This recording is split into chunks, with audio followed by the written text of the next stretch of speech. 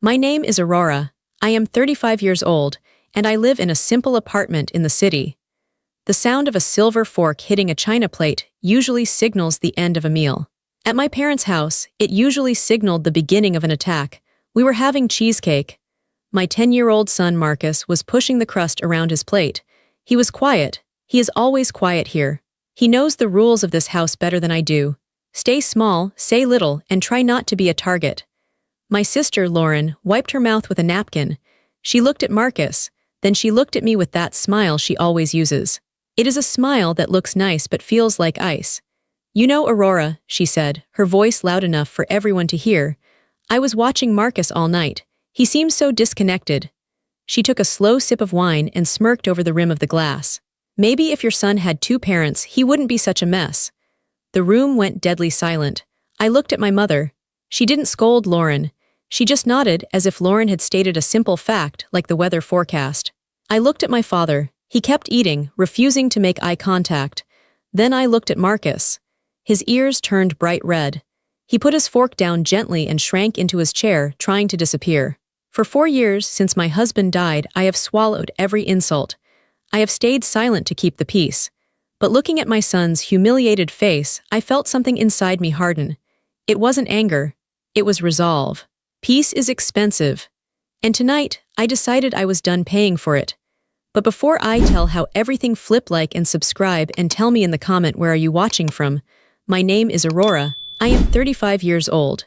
To understand why that dinner was the end, you have to understand the beginning. You have to understand the last 4 years of my life. It started on a Tuesday. Tuesdays are supposed to be boring. They are supposed to be for grocery shopping and laundry. But that Tuesday was the day 2 police officers knocked on my door. They took their hats off. I knew right away. You don't take your hat off for good news. They told me my husband, Greg, was gone. A truck had swerved. It was instant. That was the moment my life broke into 2 pieces, before and after.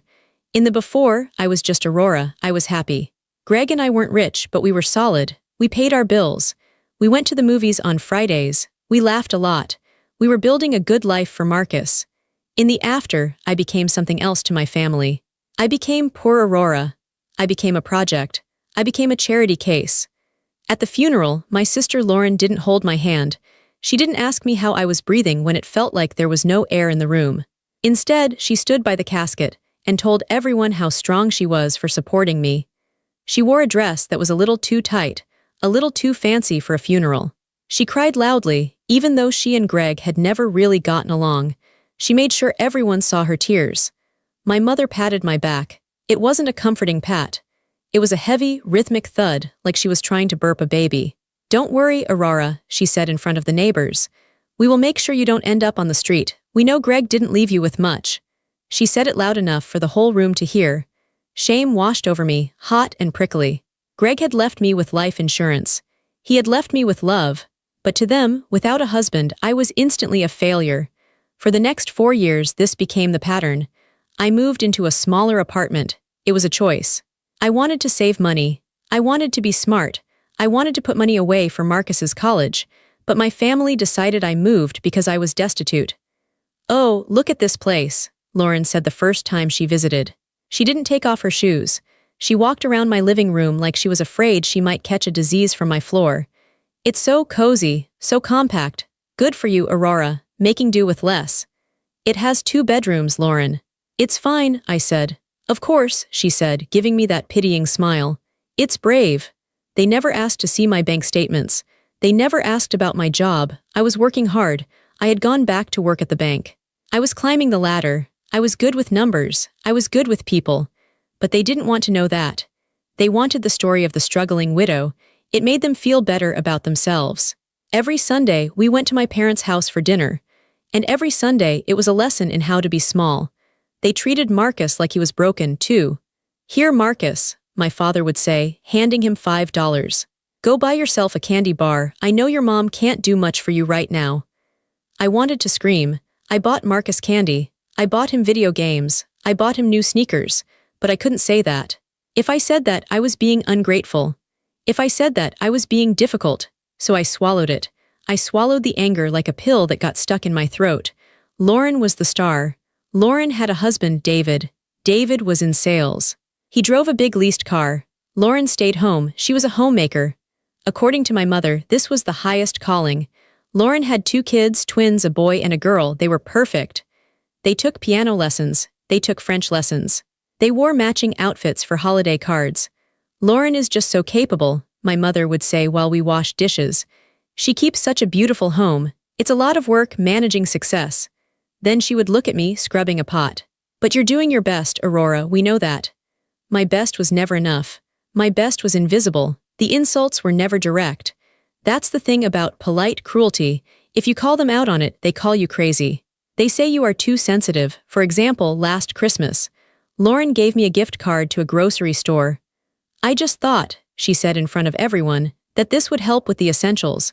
You know, milk, eggs. So you don't have to worry this month. I was wearing a silk blouse I had bought for myself with my bonus check. A bonus check that was $5,000. But I took the $50 gift card. I said thank you. See, my father said, nodding at Lauren. Your sister is so thoughtful. You should be grateful, Aurora. Grateful. That was the word they used to chain me down. Be grateful we feed you on Sundays. Be grateful we tolerate your sad little life. Be grateful we let you sit at the table with the winners. I looked at Marcus during those years. I saw him changing. He used to be loud. He used to run and jump. But in that house, he became a shadow. He learned that if he spoke, someone would correct him. If he laughed, someone would tell him to settle down. He needs a father figure, David would say, clapping a hand on Marcus's shoulder, a little too hard. Boy needs to toughen up. He's too soft, too much time with his mother. Marcus would look at the floor. He would look at his shoes. It broke my heart every single week. But I kept going. I told myself it was for the family. I told myself that having grandparents was important for Marcus.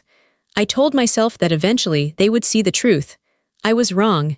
They didn't want the truth. They wanted the lie. The lie made them feel powerful. The lie made Lauren feel like a queen and me like a peasant. And I let them do it. For 4 long years, I let them do it. Until tonight. The Sunday of the dinner started like all the others, but the air felt heavier. Maybe it was the heat. It was a humid evening. Or maybe it was just my limit approaching, even if I didn't know it yet. We arrived at my parents' house at 5 p.m. sharp. Being late was a sin. Lauren, of course, arrived at 5:15 p.m., but for her, it was an entrance. Traffic was a nightmare, Lauren announced, breezing through the door. She tossed her keys on the side table. She didn't apologize. She just expected us to be happy she had arrived.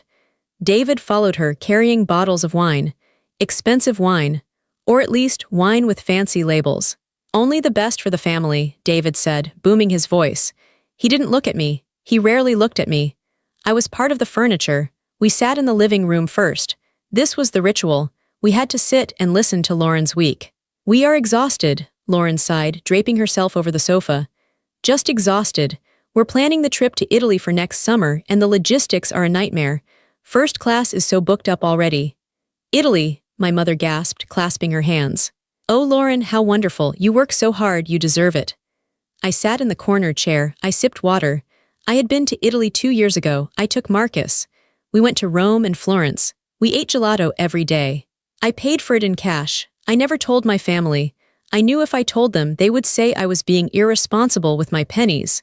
So I let them believe I had gone camping. Aurora, Lauren said, turning to me. I can probably bring you back a souvenir, maybe a keychain or something. That would be nice, I said. My voice was flat. Then we moved to the dining room. The table was set with the good china. My mother had made a roast. It smelled rich and salty. The conversation continued to revolve around Lauren. Her twins, Sophie and Liam, were not there. They were at a leadership camp. They are just thriving, Lauren said, cutting her meat. Sophie is top of her class in violin. And Liam, well, the coaches say he's a natural athlete, a natural leader just like his father. David beamed. He chewed with his mouth open just a little. Genes, babe. It's all genes. Then the focus shifted. The spotlight moved from the golden children to the problem child, to Marcus. Marcus was sitting next to me. He was eating quietly. He had cut his meat into tiny, perfect squares. He was trying to be invisible. So Marcus, Lauren said, her voice changed pitch. It went from bragging to that fake, sugary concern.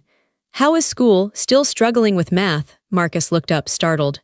I got a B on my last test. A B, Lauren chuckled. It wasn't a nice laugh. Well, that's passing, I suppose. Sophie got an A+, but she studies with a tutor 3 times a week. I guess you don't have those resources. He's doing fine, I said. I tried to keep my voice steady. He's on the honor roll. Honor roll? My father scoffed. He reached for the bread. Honor rolls aren't what they used to be, Aurora. They give those out to everyone now, participation trophies. It's not a participation trophy, Marcus said softly. I worked hard. Speak up, son, David barked. Don't mumble, men don't mumble, Marcus flinched. He dropped his fork. It clattered loudly on the plate. See, Lauren said, gesturing with her wine glass. He's so jumpy, he's so withdrawn. This is where the conversation usually ended. They would make their dig, and I would change the subject. I would ask about the weather, I would ask about the garden. But tonight, Lauren didn't stop. She was drunk on her own superiority. She wanted more. I was talking to my friend Susan the other day, Lauren said, looking around the table to make sure she had everyone's attention. She's a child psychologist. I described Marcus to her. My blood went cold. You talked to a stranger about my son. She's not a stranger, she's a professional, Lauren snapped. And she agreed with me. She said boys raised by single mothers often have these deficits. They lack confidence. They lack drive. They end up like Marcus. Lauren, I said, a warning tone entering my voice. I'm just trying to help Aurora, she exclaimed, looking at our parents for support. Someone has to say it. You're too soft on him. You're babying him because you feel guilty about Greg. That is enough, I said. Is it? Lauren leaned forward. Her eyes were cruel. Look at him, Aurora. He can't even look me in the eye. He's 10 years old and he acts like a frightened rabbit. Maybe if your son had 2 parents, he wouldn't be such a mess. That was the moment. The room went silent. My mother nodded. Lauren is just concerned, Aurora. She wants what's best. My father kept eating. Marcus looked at me. His eyes were wide. They were wet. He looked like he was waiting for me to apologize to them. He was waiting for me to smooth it over. He was waiting for me to accept the insult like I always did. I looked at his plate. He hadn't touched his food since the attack started. Something inside me snapped. It wasn't a loud snap. It was a quiet click, like a lock turning. I put my napkin on the table. I didn't throw it. I placed it gently next to my plate. Excuse me, I said. Running away to cry? Lauren asked, smirking. Go ahead, we'll save you some dessert. I didn't answer. I stood up. My legs felt strong. I wasn't shaking. For the first time in 4 years, I wasn't shaking. I walked out of the dining room. I walked to the hallway where I had left my purse. I wasn't running away. I was getting ammunition. The hallway was cool. I took a deep breath. I could hear them talking in the dining room. She's so dramatic, Lauren was saying. I try to give her advice and she falls apart. It's pathetic, really. She's had a hard time, my mother said, but her voice lacked conviction. But you're right, Lauren. She needs to face reality about that boy. I opened my large tote bag. Inside, nestled between my wallet and a pack of tissues, was a manila folder. It was plain. It was beige. It looked like nothing special. But inside that folder was a nuclear bomb. I had brought it today for a different reason. I had planned to talk to my father privately after dinner. I wanted to show him something about the family trust, but plans change. I picked up the folder. It felt heavy in my hand. I walked back into the dining room. They stopped talking when I entered. They expected me to have red eyes. They expected me to look defeated. I didn't. I looked calm. I felt a strange, cold clarity. I walked to the table. I didn't sit down. I stood at the head of the table between my mother and father. I'm not dramatic, Lauren, I said. My voice was even. It wasn't loud, but it cut through the room like a knife. Oh, please, Lauren rolled her eyes. Sit down, Aurora. You're making a scene. I think you should listen, I said. I placed the folder on the table. I slid it across the white tablecloth. It stopped right in front of Lauren's wine glass. What is this? She asked. She looked at it with disgust. More sketches from Marcus. I don't need. Open it, I said. Lauren looked at David. David shrugged. He looked bored. Lauren sighed an exaggerated, theatrical sigh. She opened the folder. The first page was a letter. It had a red stamp on it. Lauren looked at it. She frowned. She squinted, then her face changed. The smirk vanished. Her skin, usually tanned and glowing, turned a pale, sickly gray. What? She started. Her voice wavered. Where did you get this? Read it, I said. She didn't read it. She slammed the folder shut. This is private, she screamed. How dare you, David, she... What is it? My father asked. He put his fork down. Lauren, what is going on? Nothing, Lauren yelled. She put her hand over the folder. It's nothing. Aurora is just snooping. She's jealous. I reached out and flipped the folder open again. I pointed to the document. It's a foreclosure notice, I said. I looked at my parents. Lauren and David haven't paid their mortgage in 3 months. The bank has started proceedings to take their house. The silence that followed was different than before. It wasn't the silence of awkwardness. It was the silence of shock. That's impossible, my mother said. She laughed nervously. Lauren lives in the estates. David is a top salesman. David lost his job 6 months ago, I said. I looked at David. He was staring at his wine glass, his face bright red. He couldn't look at anyone. He was fired for padding his expense reports. Fraud. My father looked at David. Is this true? David didn't answer. He just drank the rest of his wine in one gulp. And Lauren, I continued, keeping my eyes on my sister. You aren't planning a trip to Italy. You maxed out your credit cards 2 months ago trying to keep up appearances.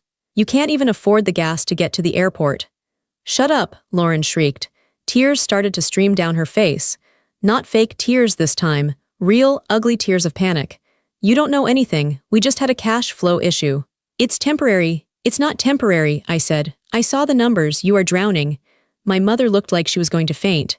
But the perfect household, the violin lessons, the clothes. All debt, I said. All bought with money they don't have, to impress you, to make me feel small. I looked at Marcus. He was watching me with wide eyes. He wasn't scared anymore. He looked impressed. You called my son a mess, I said to Lauren. You called him broken because he doesn't have a father, but at least he has a home that is paid for, a home that isn't built on lies. You think you're so smart, Lauren spat, just because you found some papers. You're still a nobody, Aurora. You're still the poor widow living in a shoebox. I smiled. It was a cold smile. Am I asked. I reached into the folder and pulled out the second document. The second document was a spreadsheet. It was a printout from my bank. I held it up. Do you know why you haven't been evicted yet, Lauren? I asked. She stared at me, her mouth open. Her mascara was running down her cheeks. She looked like a melting wax doll. Because the bank made a mistake, she whispered. No, I said. Banks don't make mistakes like that. You haven't been evicted because someone has been paying the minimum balance on your arrears for the last 4 months. Someone paid $1,200 a month to keep the wolves away. I dropped the paper on top of the foreclosure notice. It was me, I said. My mother gasped. You, Aurora. But you don't have any money, my father said, confused. We have to give Marcus $5 for candy. I have the money, I said. I paid it because of the twins, Sophie and Liam. They are innocent. I didn't want my niece and nephew to come home from school and find a padlock on the door. I did it for them, not for you. Lauren looked at the paper. She saw the transfer numbers. She saw my name. You knew, she whispered. You knew this whole time, and you let me sit here and brag. You let me talk about Italy. I let you dig your own hole, I said. I was waiting for you to show a single ounce of kindness. Just one moment where you treated me or my son with respect. If you had been kind, I would have kept helping. I would have helped you figure this out. I paused. I looked at Marcus. I remembered the way he shrank in his chair when she called him a mess. But you weren't kind, I said. You were cruel. You used my son's pain to make yourself feel big. I took a deep breath. This was the part that was going to hurt them the most. This morning, I said, my voice steady, I called the bank. I told them to reverse the last 4 payments. I told them they were unauthorized transfers. David's head snapped up. You did what? I reversed the payments, I repeated. Since you like to talk about 2 parents managing a household, I figured you 2 could handle it. No, David said. He stood up. He was panic-stricken. Aurora, you can't. If those payments are reversed, the total arrears hit immediately. We'll be in default, immediate default. I know, I said. I'm a loan officer. I know exactly how it works. How much? My father asked. His voice was shaking. How much do they owe now? I looked at the paper. I didn't need to look. I had the number memorized. $18,662, I said. Due immediately. Or the sheriff comes on Tuesday. The number hung in the air. $18,662. To my parents, who thought I was destitute, it was an impossible number. To Lauren and David, it was a death sentence for their lifestyle. You have to fix it, Lauren pleaded. She reached out and grabbed my arm. Her grip was desperate. Aurora, please, reauthorize the payments. I'll pay you back, I swear. Don't let us lose the house. Think of the twins. I pulled my arm away. I brushed the spot where she had touched me. I am thinking of the twins, I said. Maybe if they have parents who are honest, they won't grow up to be bullies. Mom. Dad, Lauren shrieked, turning to our parents. Make her fix it, she's ruining us. My mother looked at me. She looked different. She didn't look at me with pity anymore. She looked at me with fear. She realized she didn't know the woman standing in front of her. She didn't know me at all. Aurora, my mother said softly. This is too harsh. We are family. Family, I laughed. It was a short, dry sound. Family doesn't humiliate a 10-year-old boy at dinner. Family doesn't kick a widow when she's down just to feel tall. I looked at my father. You agreed with her, Dad. You nodded when she insulted Marcus. You let it happen. He looked down at his plate. He couldn't meet my eyes. So don't talk to me about family, I said. The only family I have to worry about is standing right there. I pointed to Marcus. And Marcus, I said, looking at my son, is done being your punching bag. I turned back to Lauren. The money is gone, Lauren. It's back in my account. You have until Tuesday to find $18,000. Maybe you can return those designer shoes you're wearing. That might cover the interest. The room was silent again. But this time, I wasn't the victim. I was the one holding the cards. And I wasn't done yet. I had one more truth to tell. The truth about who I really was. The silence in the room was heavy. It felt like the air had been sucked out. Lauren was still staring at the bank papers, her face pale. David was looking at the floor, defeated. My parents were looking at me like I was a stranger who had just walked in off the street. But I wasn't done. The money was just the beginning. The money was the weapon I used to get their attention. Now that I had their attention, I was going to talk about what really mattered. I turned my back on Lauren and looked at my mother. You are shocked about the money, I said. You are shocked that Lauren is broke and I am the one paying her bills. But you shouldn't be shocked, you should be ashamed. My mother blinked. Ashamed, Aurora, we didn't know. I'm not talking about the money, I interrupted her. My voice was calm, but it felt hot in my throat. I am talking about Marcus. I walked over to Marcus's chair. I put my hand on his shoulder. He flinched at first, then he relaxed. He leaned into my side. He needed to know I was there. He needed to know I wasn't going to let them hurt him anymore. For 4 years, I said, looking around the table, I have sat in this room and watched you tear my son apart. You didn't use fists. You used words. You used looks, you used silence. We love Marcus, my father said weakly. He's our grandson. Do you? I asked. Do you love him, or do you tolerate him? I pointed at Lauren. Tonight, you said he was a mess. You said he was half a family. You said that because his father died, he is broken. Lauren sniffled. She wiped her nose with a napkin. I was concerned. It's not normal for a boy to be so quiet. He is quiet because he is afraid of you, I said. He is quiet because every time he speaks, you correct him, you compare him to your children, you make him feel small so you can feel big. I took a deep breath. I was about to say something I had never told anyone. It was a secret that hurt me every single day. Last month, I said, my voice trembling just a little, Marcus came into my room at 2 in the morning. He was crying. I looked down at Marcus. He was looking at his hands. I squeezed his shoulder gently. He asked me a question, I continued. He asked me if his dad died because he was a bad kid. He asked if God took his father away as a punishment. My mother gasped. Her hand flew to her mouth. Oh no, that's terrible. Yes, it is terrible, I said. But do you know why he thought that? He thought that because of you, because of this family. I looked at David.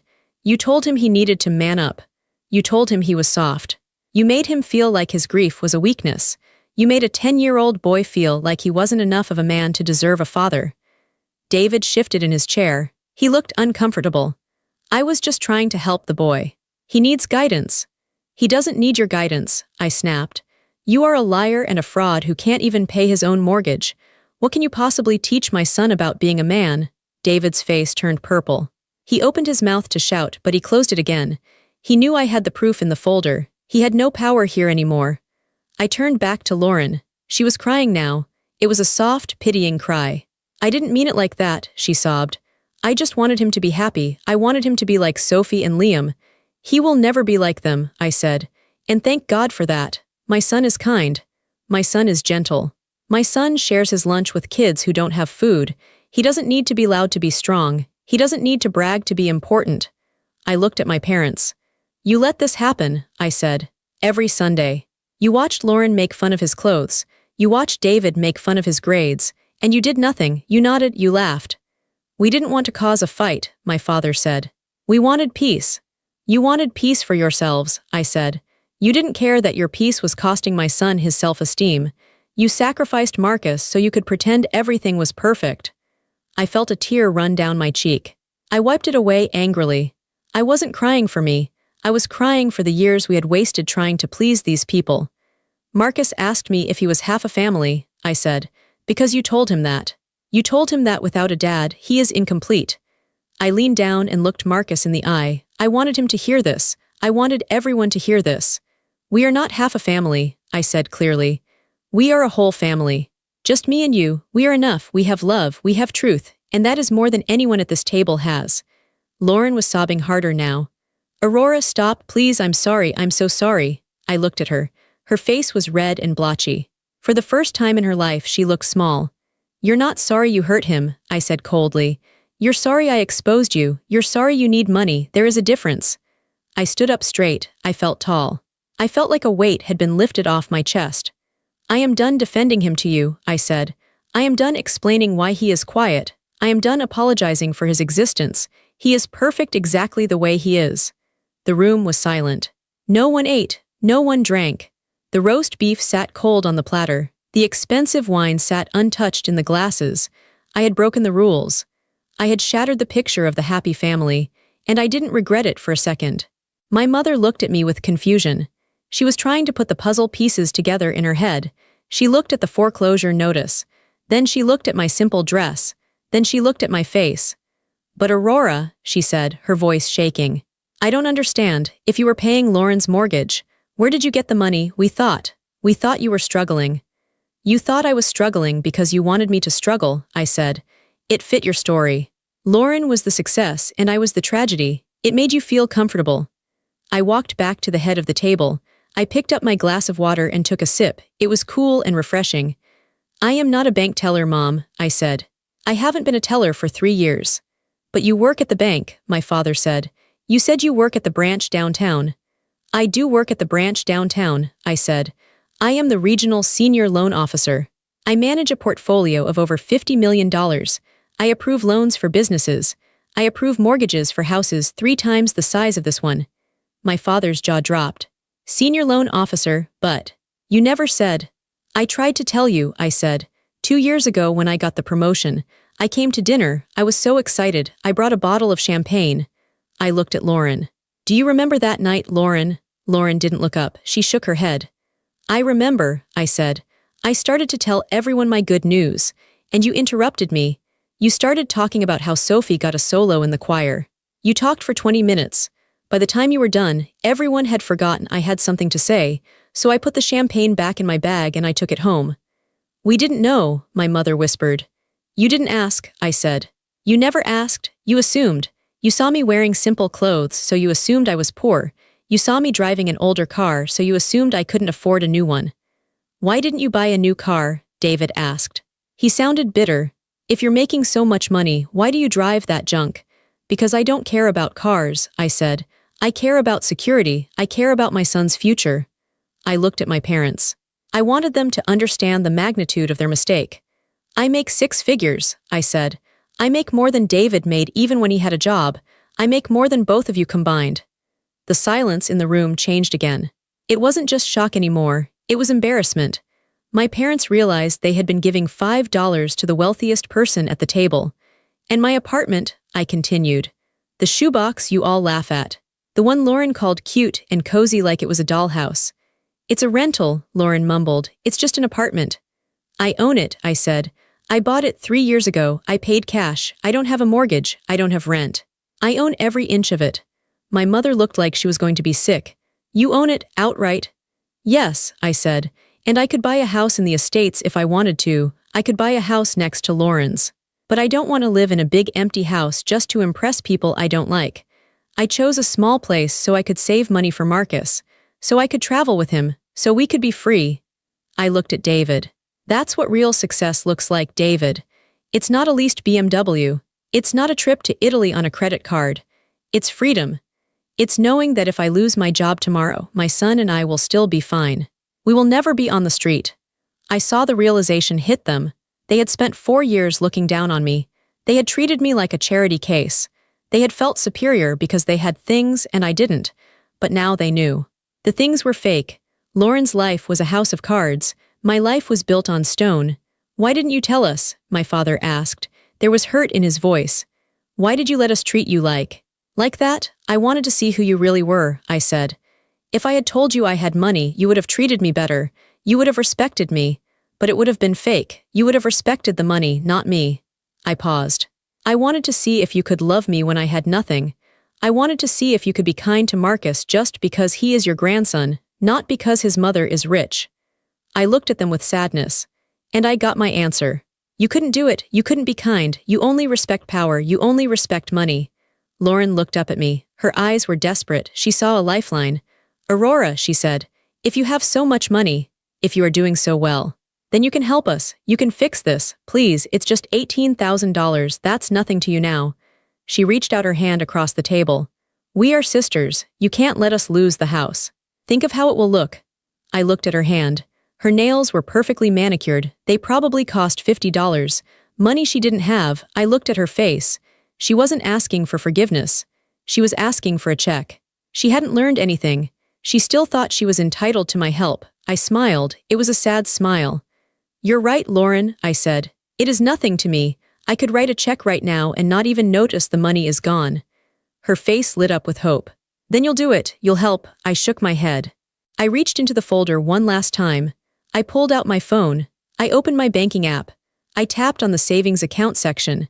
I turned the phone around and held it in front of Lauren's face. Then I showed it to David. Then I walked around and showed it to my parents. The screen showed a balance of $230,450. $230,000, I said. That is just my savings. That doesn't count my retirement. That doesn't count Marcus's college fund. My father stared at the screen. He looked like he was looking at a ghost. He had never seen that much money in one place. Aurora, he whispered. That's a fortune. It's security, I said. It's what happens when you don't spend money trying to look rich. I put the phone back in my pocket. I could save you, Lauren, I said. I could pay your arrears. I could pay your mortgage for the next year. I could save your house. I could save your reputation. Lauren nodded eagerly. Yes, yes, please, Aurora, I'm begging you. But I won't, I said. The hope on Lauren's face shattered. It turned into pure horror. What? Why you have it? You just showed us. Because my son is watching, I said. I stepped back to Marcus's chair. I put my hands on his shoulders. He felt solid. He felt real. My son is watching me, I repeated. He is learning how the world works. If I pay your bills, if I save you after everything you did to him, what am I teaching him? I looked at Marcus. I would be teaching him that you can be cruel to people and still get rewarded. I would be teaching him that bullies win. I would be teaching him that money matters more than self-respect. I looked back at Lauren. I love my son too much to teach him that. But we're family, my mother cried. You can't just let them fall. They let themselves fall, I said. They spent money they didn't have. They lied, they judged. Now they have to face the consequences. I looked at David. You said Marcus needs to learn to be a man. Well, this is a lesson for you, David. A real man pays his own debts. A real man protects his family by being honest, not by stealing. David put his head in his hands. He was weeping. And you, I said to my parents. You chose a side. You chose the shiny, perfect family. You chose the lies. Now you have to live with that choice. I grabbed my purse. I grabbed the folder from the table. I didn't want to leave it there. I didn't want them to have anything of mine. Come on, Marcus, I said. We're leaving. Marcus stood up immediately. He didn't hesitate. He didn't look back at his grandparents. He didn't say goodbye. He just stood by my side, ready to go. Aurora, wait, my father called out. He stood up. He looked old. He looked tired. If you leave, if you walk out that door, don't expect us to welcome you back. It was a threat. It was the same threat he had used my whole life to keep me in line. Do what we say or you are out. I stopped at the doorway. I turned around.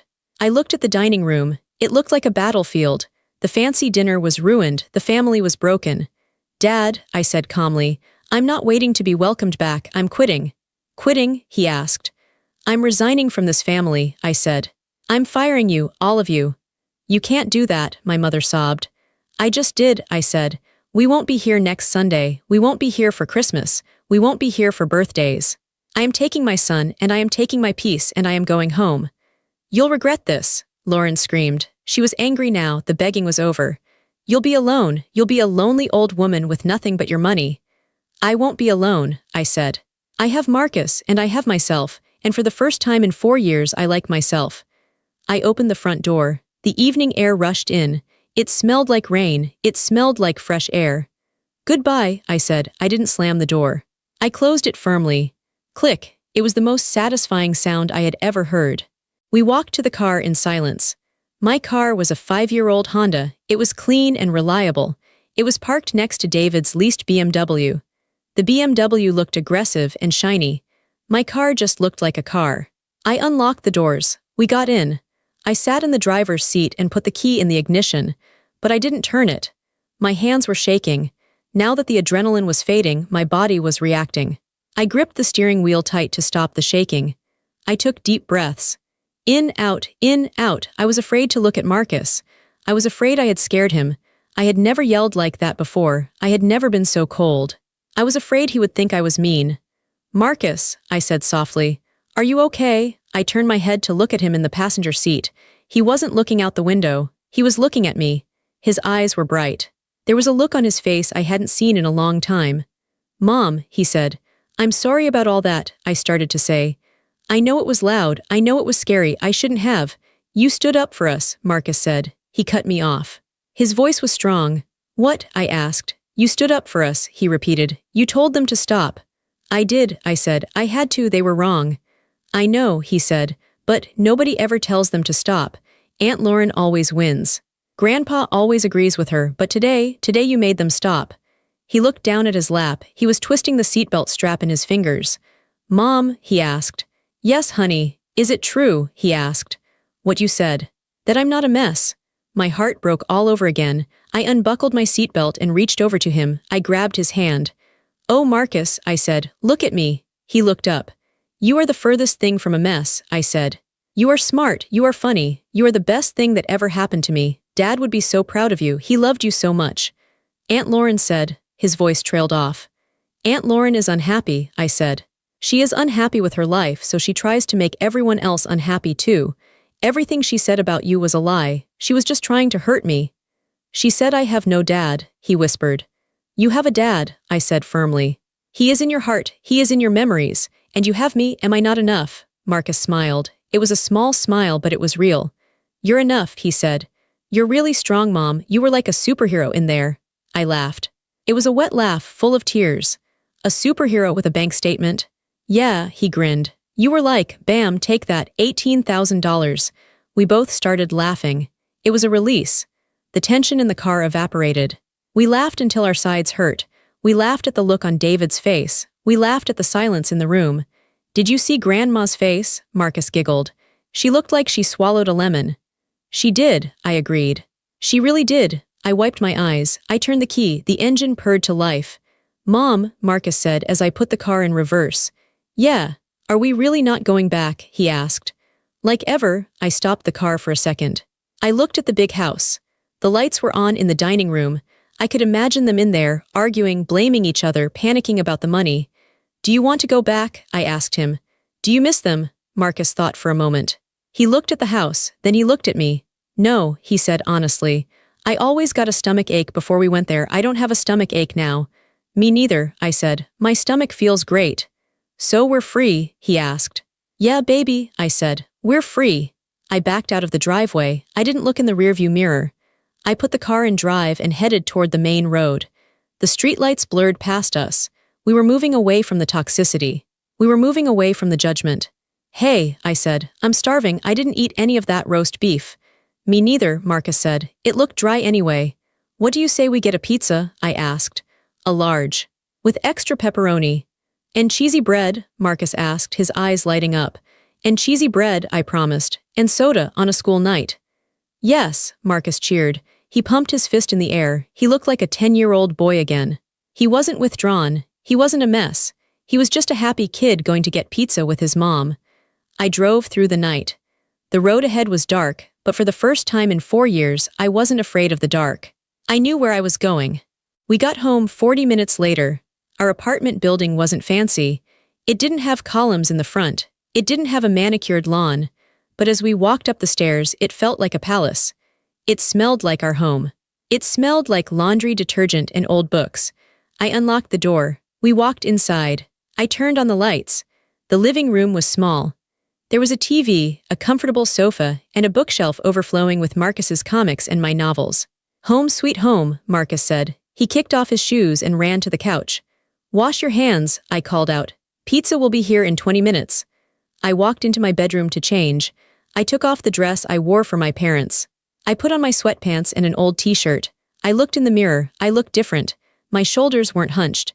My face wasn't tight with worry. I looked younger. I thought about Lauren. Right now, she was probably screaming at David. They were probably looking for things to sell. They were terrified of Tuesday. I felt a twinge of guilt, just a small one. I had the power to stop their pain. I could write that check. But then I remembered the smirk. Maybe if your son had 2 parents, he wouldn't be such a mess. The guilt vanished. I wasn't punishing them. I was letting them experience the reality they had created. I was letting them grow up. I walked back into the living room. Marcus was already setting up the movie. He had picked an action movie, something loud and fun. "Mom, come sit." He patted the spot next to him. I sat down. He leaned his head on my shoulder. "You know," he said, watching the opening credits, "I'm glad you have money." "Yeah," I asked. "Why? Not because we can buy stuff," he said, "but because you don't have to worry. I hate it when you worry." "I won't worry anymore," I said. "I promise."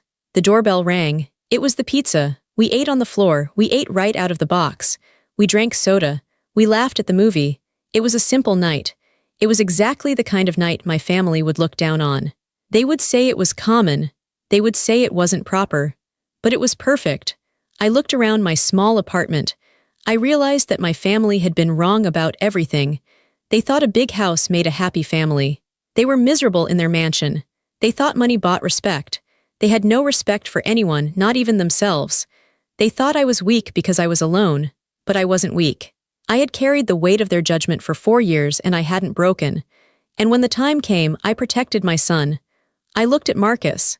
He had tomato sauce on his chin. He was laughing at a joke in the movie. He looked safe. That was the real win. Not the bank account. Not the look on Lauren's face. The win was this. The win was my son feeling safe in his own skin. I realized I had spent so much time trying to earn their approval. I wanted my mother to say, "Good job." I wanted my father to say, "I'm proud of you." I was never going to get that, and that was okay, because I didn't need it. I was proud of myself. After the movie, I tucked Marcus into bed. "Good night, superhero," he mumbled, half asleep. "Good night, Marcus," I whispered. I kissed his forehead. I walked to the front door of the apartment. I checked the lock. It was a sturdy lock. It kept the bad things out. It kept the good things in. I thought about my parents' house. The door was always open for appearances, but closed to love. My door was locked. Some doors in life don't need to be closed. You can leave them ajar just in case. But some doors. The doors that lead to pain, the doors that lead to people who make you feel small, those doors need to be locked. I turned the deadbolt. Click. I wasn't locking the world out. I was locking my peace in. I turned off the hall light and walked into the darkness, smiling. I had never felt lighter in my life.